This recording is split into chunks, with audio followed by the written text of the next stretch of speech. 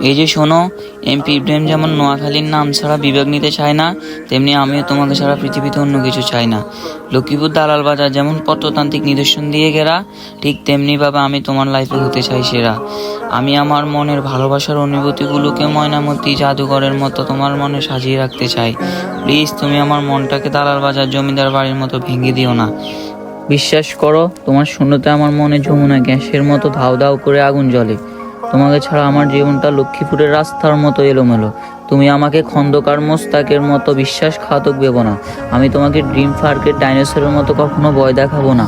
তোমার মন খারাপ হলে আমি তোমাকে আসিফ আকবরের মতো ভালোবাসার গান শোনাবো।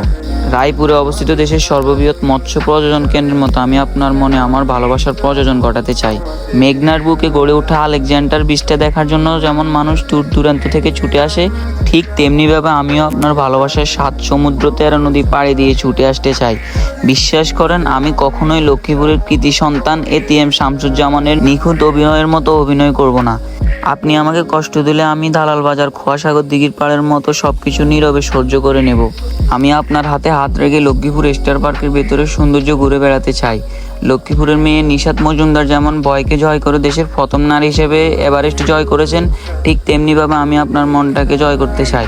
লক্ষ্মীপুরের মানুষের প্রধান সমস্যা নদী ভাঙনের মতো। প্লিজ আপনি আমার মনটা ভেঙে দিয়েন না।